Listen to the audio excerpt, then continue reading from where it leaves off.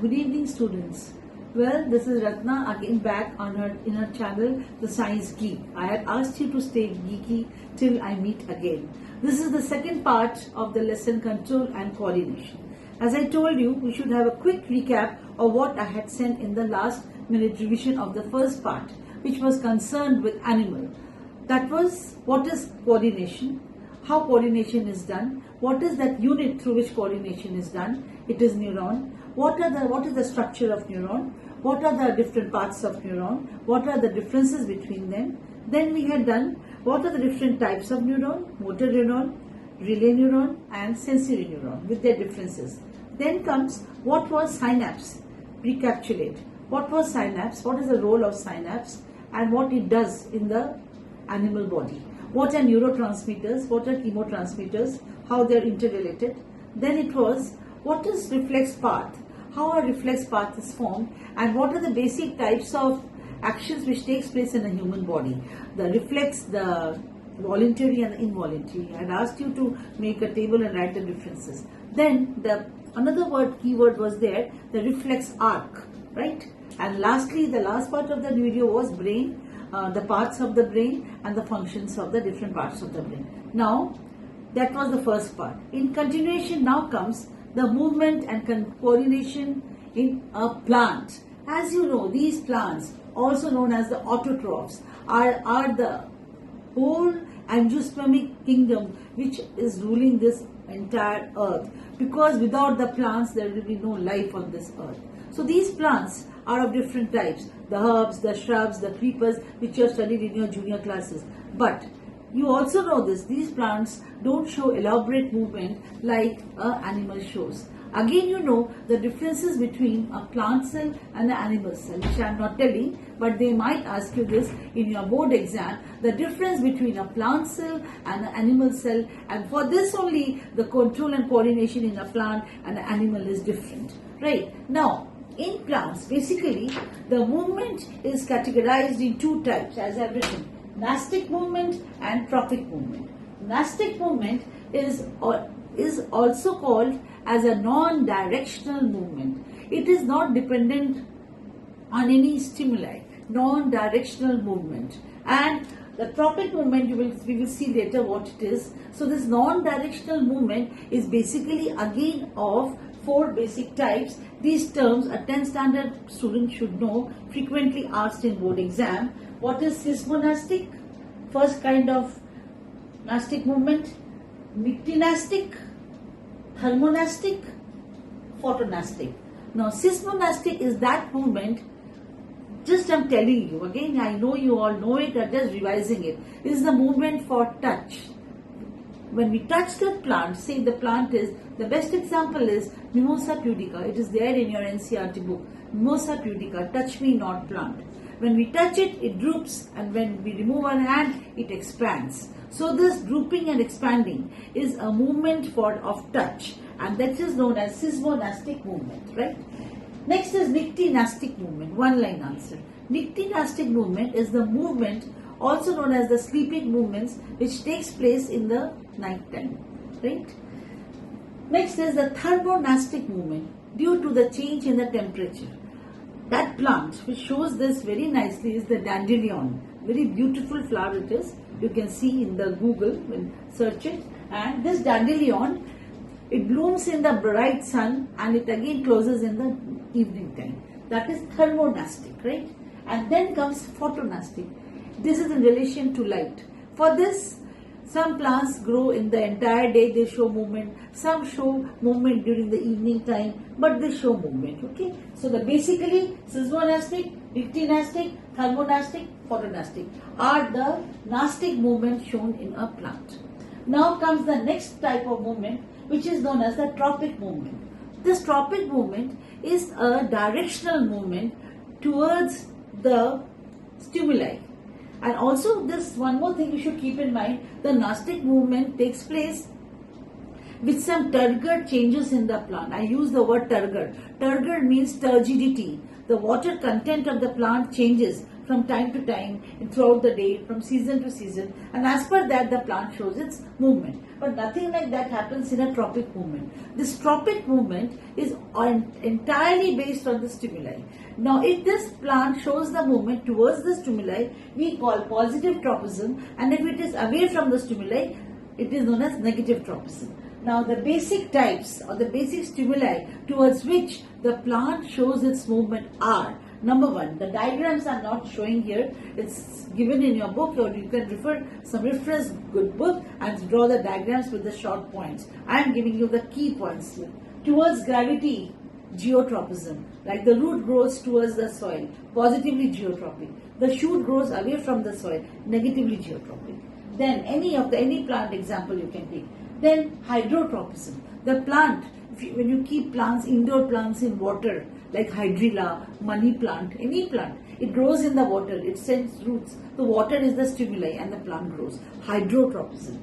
Then comes phototropism. Phototropism is another important word in relation to light.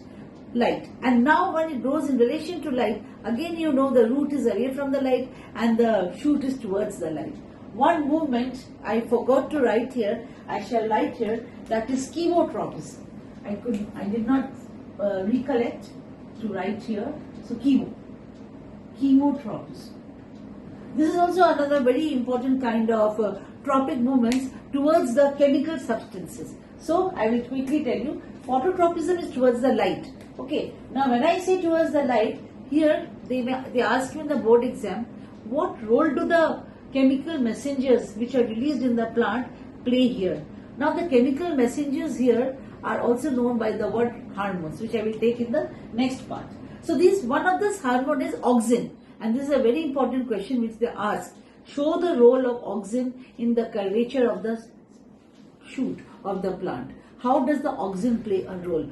Very good diagrams are there. You can search the diagrams in your reference book, draw it. The basic diagram I have given here. Auxin, as you know, is one of the very basic plant hormone. Now, in your 9th standard, if you recollect, you had read the lesson tissues. Now, there you read two kinds of tissues in plant, the primary tissues and the secondary tissues. Now, in primary tissues are the meristematic tissues. Now, again, this meristematic tissue lies at the tip of the plant. It also lies in the intercalary part and the lateral part, and other terms like the vascular cambium, how the girth of the plant increases, how the diameter of the plant increases. All this you had read in your 9th standard in the lesson tissues. Okay, so here we are concerned with how auxin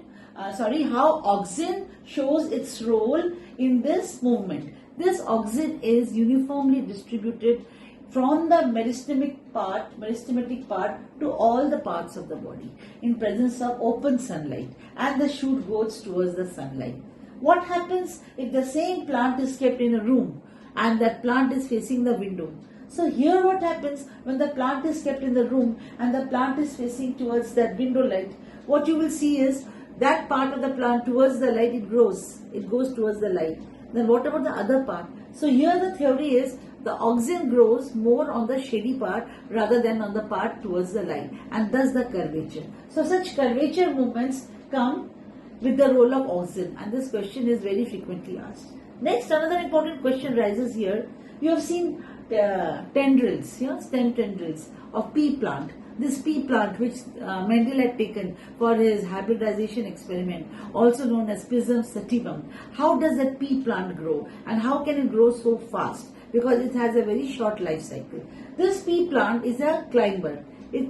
This climber means creeper. It grows with the help of a support. Now that part of the plant which is towards the support will grow.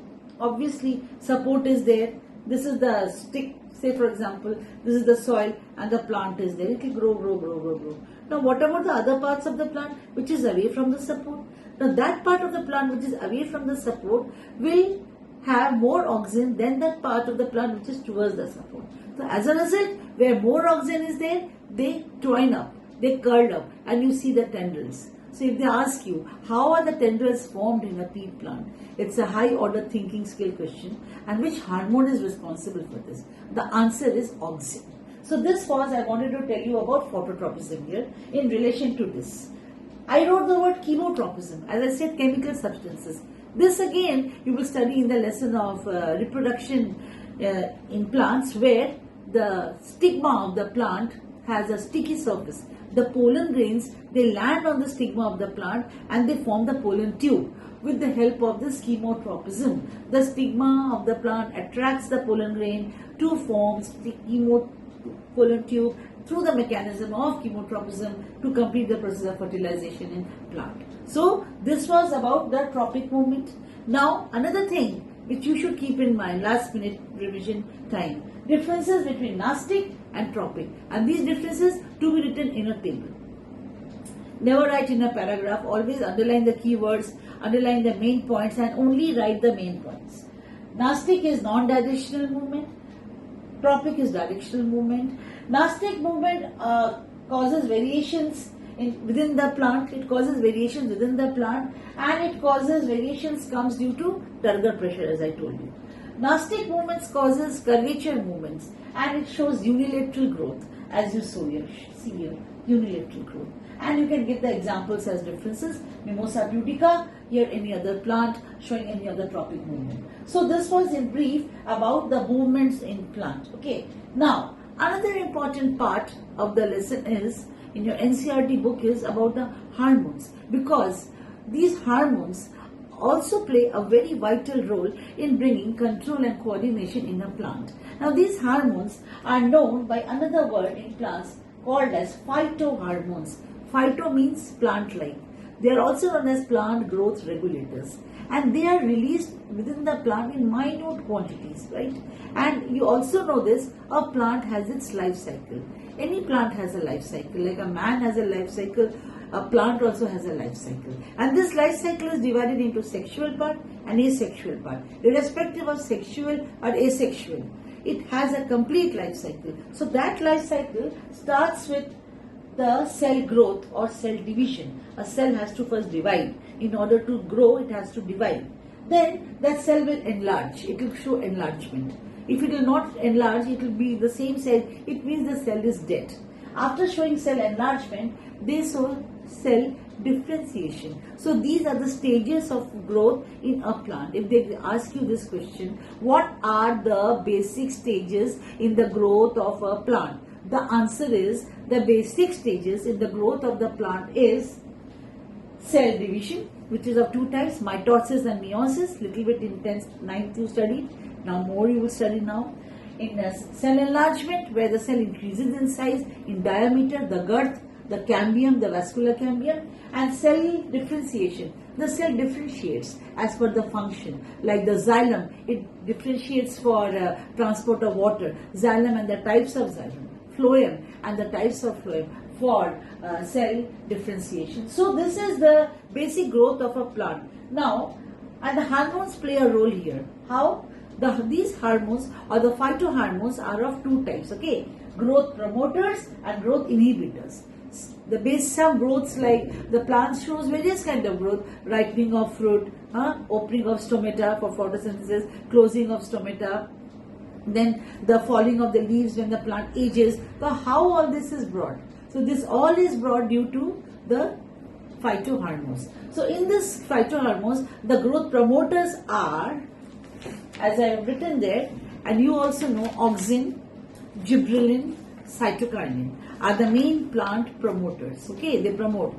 Auxin plays a very important role in bringing cell enlargement, the keyword, cell enlargement and cellular differentiation. This much, cell enlargement and cellular differentiation. Second, it promotes growth in stem and fruit.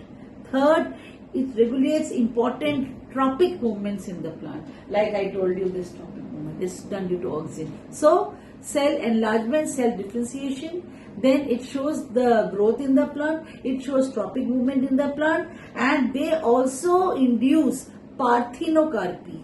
This word parthenocarpy, they sometimes ask, which means the plant's formation of seedless fruits without fertilization.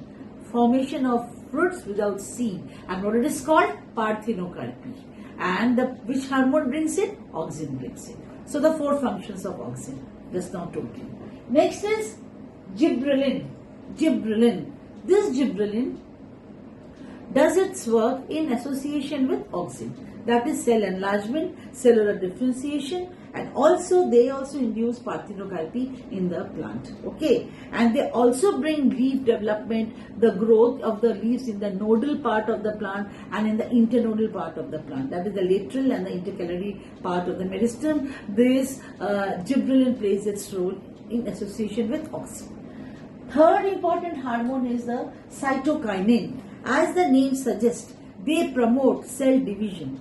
The key word is they promote cell division, they help in breaking the dormancy of the seed, they delay the aging of the leaves, and they also promote fruit growth, right?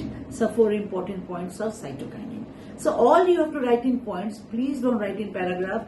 Science is a very systematic subject, all to be written in points with the key words underlined. So these are the main growth promoters. Now, I told you growth inhibitors, that hormone which inhibits growth, which is that hormone? That hormone is abscisic acid. What is the function of abscisic acid? Function of abscisic acid is it promotes dormancy in seeds, it inhibits the growth of the plant, it promotes closing of stomata, it also shows wilting of leaves. Basic functions of abscisic acid, right? Another plant hormone is there, I have not written here. It is known as ethene or ethylene. This is a hormone which brings the ripening of the fruits, like the mangoes and all which ripe during this season. It's a mango season now. We must be eating mangoes. So some of the mangoes, they ripe with the help of ethylene. Okay, so just now I discussed about what are phytohormones, what are growth promoters, what are growth inhibitors, what are the types of growth promoters, and what is a growth inhibitor with their differences. Got it? So this was about plant, the movement in plants, the Nastic movement, the Tropic movement, hormones, phytohormones, and in brief, the different types. Now, we shift to the different category of movement in animals, which is brought mainly by the word, again I use the word hormones. You had read the nervous coordination. Nervous coordination, right? Now we will do hormonal coordination, right? So this will be how the hormones bring changes in the movement of an organism, that is man. With this, you should know the differences between nervous and hormonal, and secondly, the endocrine glands. This word, endocrine glands. Endocrine glands. Now, also the basic endocrine glands which you have read in your 8th standard are, I write here, pituitary, thyroid, adrenal,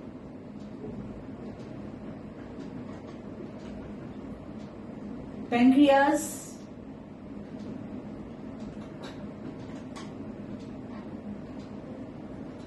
testes,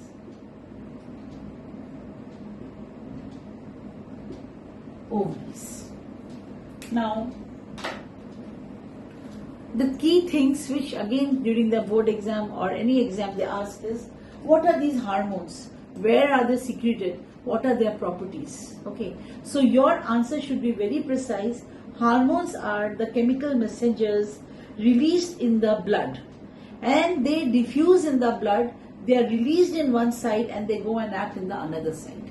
So they have a target site to act. They don't act in the same site.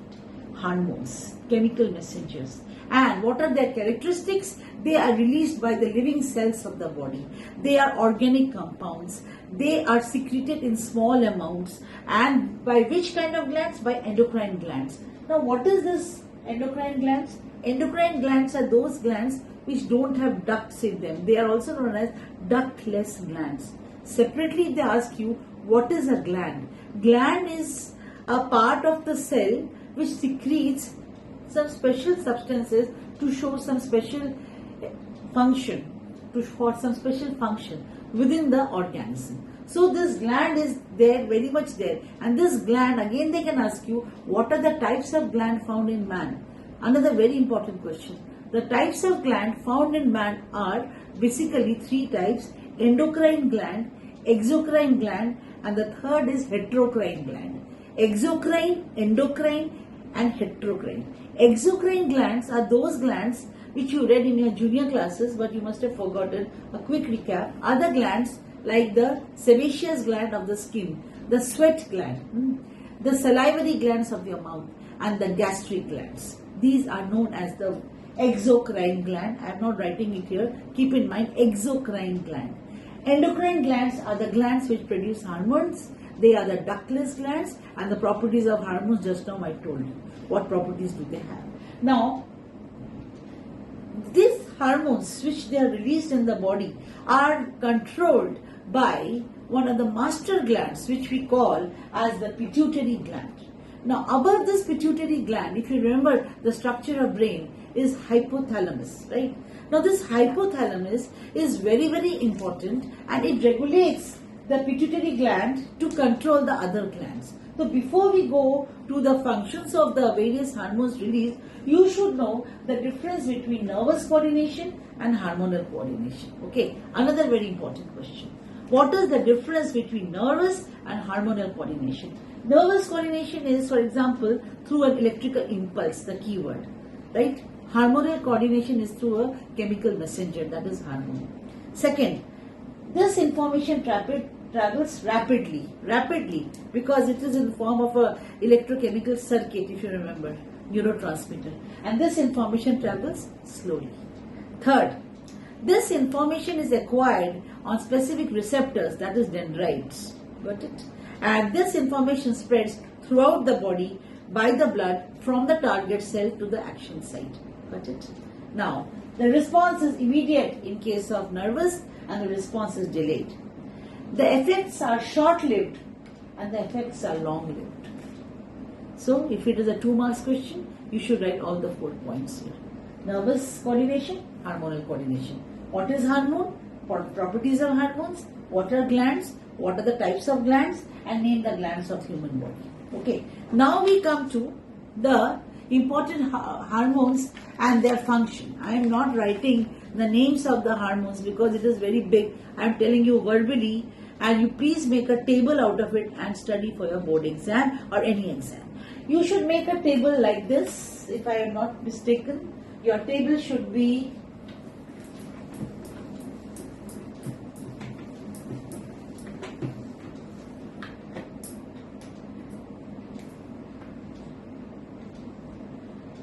gland, its position and its function.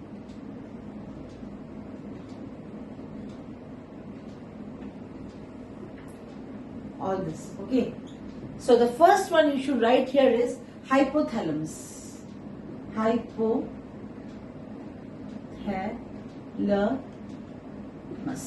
This is the first gland, and it is located in the forebrain.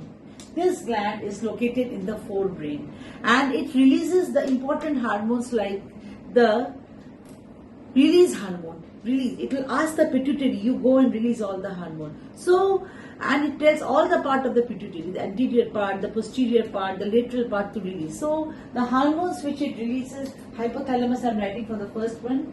It is in the brain. The hormone it releases is releasing hormone known as RH, and this acts on the pituitary to release all the further hormones, because pituitary is the master gland of the body and it controls the other glands of the body to release the hormones, right? Now, then you will write pituitary. Second gland is pituitary. Pituitary is another very important gland, and as it is having various parts, it releases important hormone like follicle secreting hormone, FSH. FSH, follicle secreting hormone. Where is the position of pituitary? It is beneath the brain.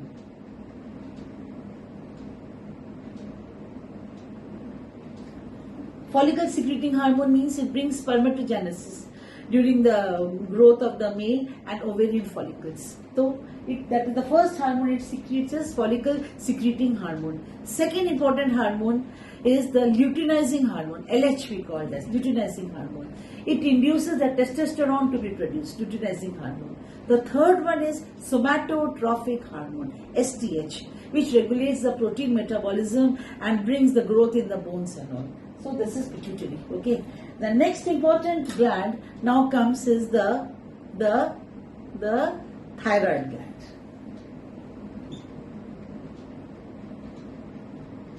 Okay, now thyroid.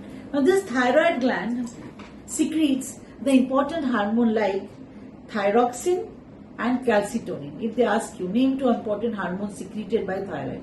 Thyroxine and calcitonin. Thyroxine brings the control in the cell metabolism, salt metabolism, and calcitonin brings controls in the calcium and phosphorus uptake.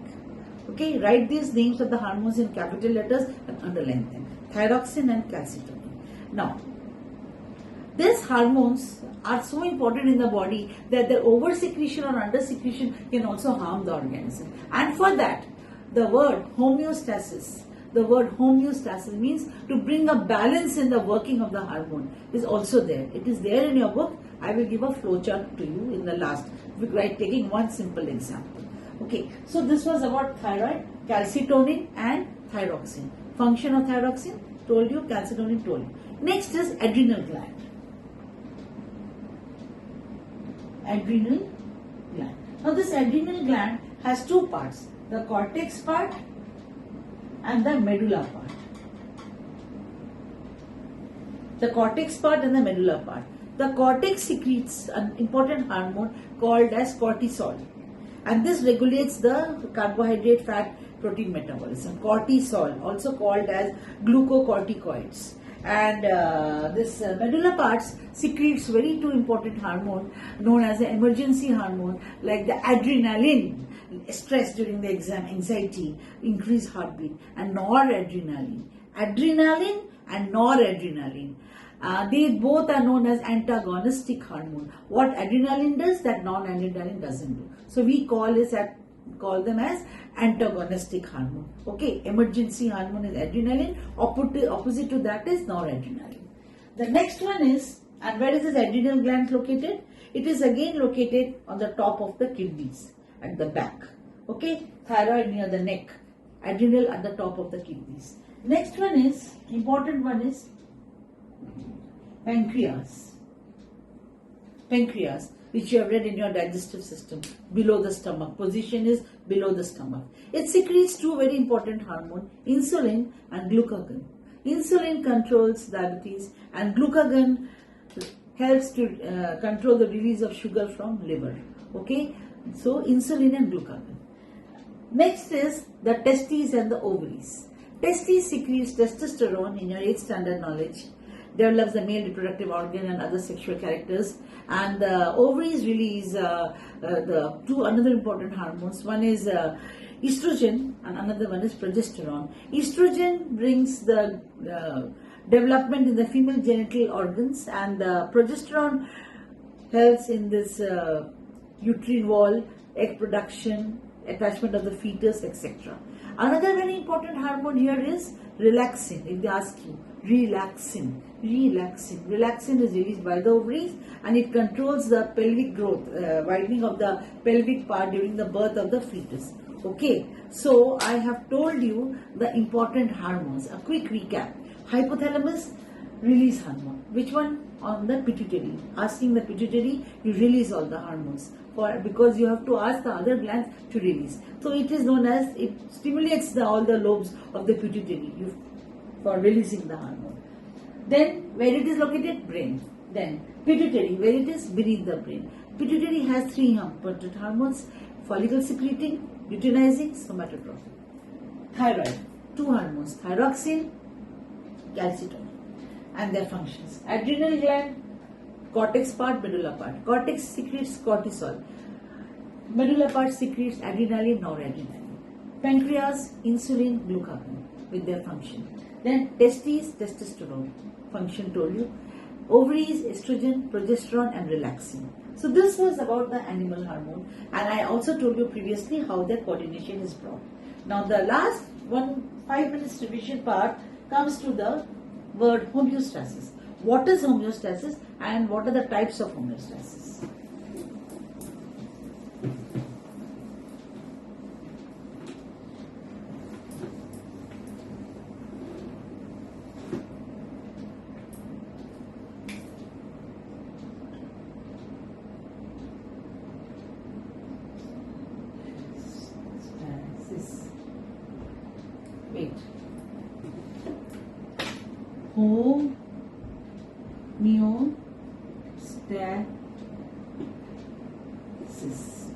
is very important. Homeostasis.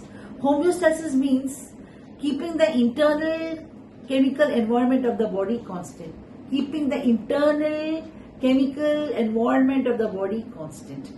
Very important thing. And this homeostasis helps to maintain and homeostasis is maintained by hormones. Because the hormones maintain the homeostasis by the integrated action and feedback control. Okay, feedback control. And this feedback is of two types: positive, negative feedback, and positive feedback. Say for example, hypothalamus. Hypothalamus. I told you in form of a flow chart it will be. Hypothalamus.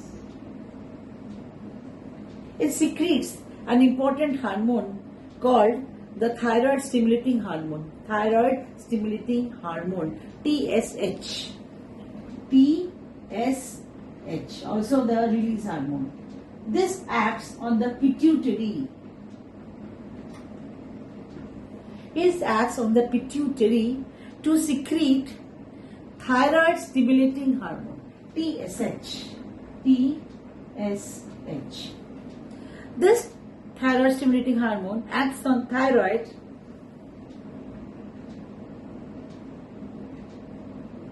to secrete thyroxine.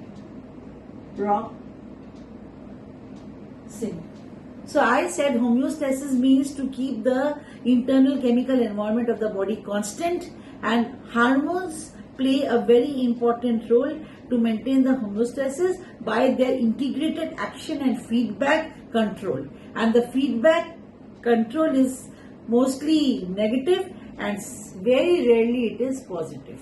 Okay, very important words. So example for here is a case of negative feedback mechanism of homeostasis for thyroxine. Hypothalamus releasing TSH, RH, pituitary, TSH, thyroid stimulating hormone, thyroid, and thyroxine. Now this thyroxine then goes to the target cells.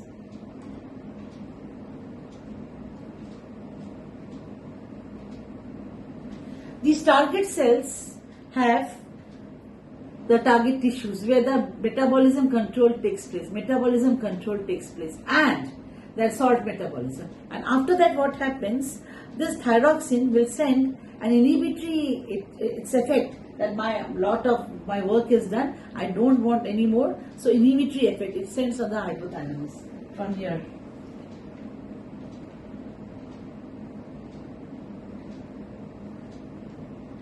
That you stop. I don't want. And then then this hypothalamus will no more release. It will tell this thyroid you stop secreting thyroxine. So this one arrow is like this, and then one arrow is this. So this is the negative feedback mechanism of thyroxine. As I told, very rarely positive feedback is there. Mostly negative feedback is only there. In your book about adrenaline it is given. You can draw a feedback mechanism of insulin also on your own. How the insulin secretion takes place through the pituitary, pancreas, insulin, target cells, more insulin. So feedback goes, less insulin, go the feedback. I want the insulin secretion, like that. On your own you should do that. For adrenaline you do, for insulin you do. One example of negative feedback I have given here. So this was the second part of the lesson where I wanted to focus on movement in plants, coordination in plants, the types of movements in plants, how they are different from that of animal, what are the different types of plant movement, and what are plant hormones, and how does a movement in a plant totally different from animal, and what are the hormones in plants, their types and their function. Then comes the coordination in animals through hormones. So the hormones, what are the role of hormones, what are the characteristics of hormones. Then comes the difference between nervous and hormonal coordination, and then comes a very big table of hormones, the position and where they are secreted and their function. I hope you all have liked this last minute revision for the lesson, control and coordination, and keep watching my videos which I'll be uploading. And I hope stay geeky till then, and I hope these videos serve your purpose, and stay geeky and try to like, share and subscribe. And I end my lesson control and coordination here. Thank you.